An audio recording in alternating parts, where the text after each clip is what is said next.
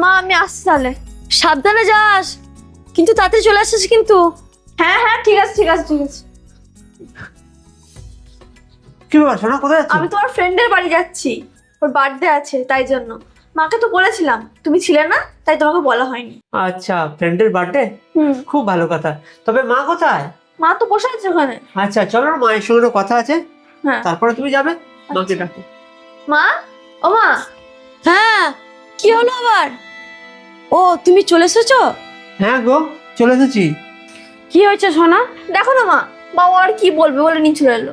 এমনি লেট হয়ে যাচ্ছে আমার। আসলে কয়েকটা কথা বলার ছিল, খুবই ইম্পর্টেন্ট, তাই জন্য সোনাকে নিয়ে আসলাম। চলো বসে বলি। হুম। এবার শোনো তাহলে, নিজেদের সেফ রাখার জন্য 7টি কথা অবশ্যই শোনা দরকার। হ্যাঁ বাবা বলো তাহলে শুনি। নাম্বার 1, কারোর বাড়িতে একা থাকা কখনো উচিত নয়, কারণ সে যতই কাছের আত্মীয় হোক না কেন। নাম্বার 2, কোনো অচেনা ব্যক্তির বাড়িতে একদম বসা উচিত না।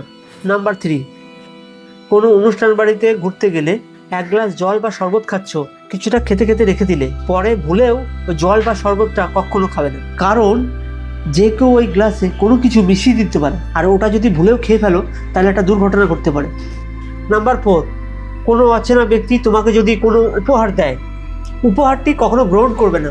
নাম্বার 5, যাকে তোমার দুর্বল মনে হচ্ছে, বৃদ্ধা হোক বা ছোট শিশু, তার তোমাকে কোনো কাজের প্রয়োজন, ওটা তোমাকে কোনো ফাঁদে ফেলার জন্য একটা ফন্দি করছে।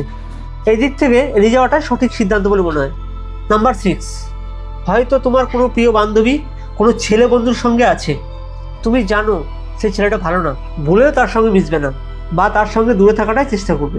নাম্বার 7, তুমি যদি কোনো কাজে বাইরে যাও আর সেই সময় যদি তুমি কোনো বিপদে পড়ো, কোনো ছেলে ফলো করে বা কোনো টিটকারি মানে, অবিলম্বে দেরি না করে 100-তে ডায়াল করে তখনই পুলিশ কমপ্লেন করে দেবে। সোনা, বাবা কি বললো মাথায় থাকবে তো? হ্যাঁ মা, এবার থেকে আমি অবশ্যই মাথায় রাখবো। সাহসী হও। সচেতন হও। আর কোনো সমস্যার কথা কখনো লুকিয়ে রেখো না, আর তোমাদের নিরাপদ সবার আগে।